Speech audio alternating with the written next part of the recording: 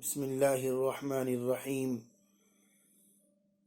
وبہ نستعین اما بعد۔ حدیث نمبر 3، عن ابی ہریرہ رضی اللہ تعالی عنہ قال سمعت رسول اللہ صلی اللہ علیہ وسلم یقول ایما رجل تزوج امرأة على صداق وهو يريد أن لا يعطيها فهو زان او كما قال علیہ الصلاۃ والسلام۔ حضرت ابو ہریرہ رضی اللہ تعالیٰ عنہ سے روایت ہے، فرماتے ہیں میں نے رسول اکرم صلی اللہ تعالی علیہ وسلم کو ارشاد فرماتے ہوئے سنا، جو مرد کسی عورت سے مہر پر نکاح کرے اور اس کا مہر دینے کا ارادہ نہ ہو تو ایسا شخص زنا کرنے والا ہے۔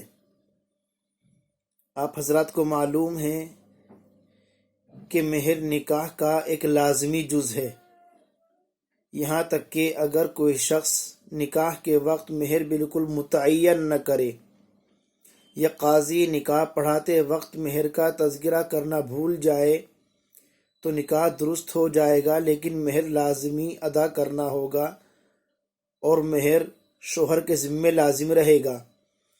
قرآن مجید میں اللہ تبارک و تعالی نے ارشاد فرمایا وَأُحِلَّ لَكُم مَّا وَرَاءَ ذَلِكُمْ أَن تَبْتَغُوا بِأَمْوَالِكُمْ، اور محارم عورتوں کے علاوہ تمہارے لیے تمام عورتیں حلال کی گئیں بشرطے کہ تم ان کو اپنے مالوں کے ذریعے سے اختیار کرو۔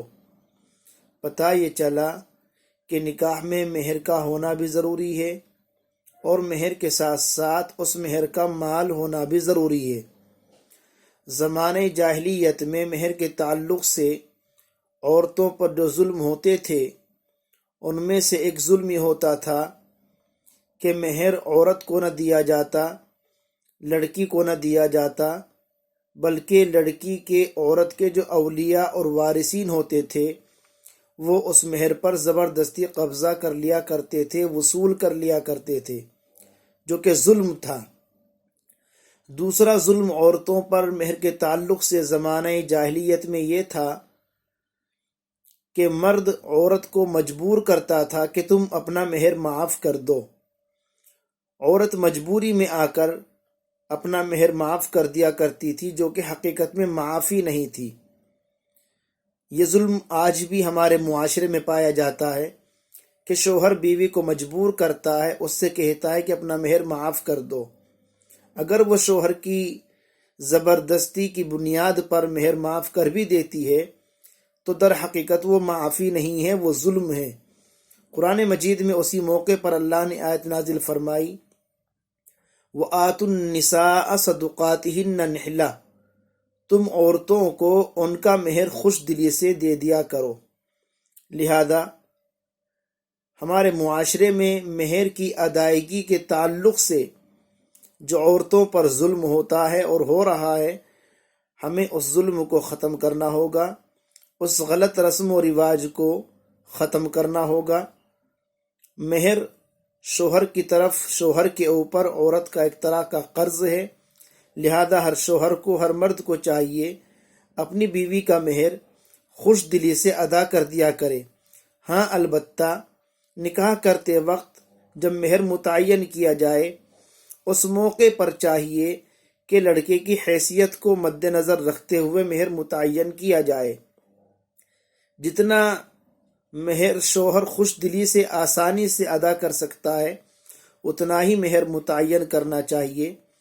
مہر کی کم سے کم مقدار 10 درہم یعنی 3.5 تولہ چاندی ہے۔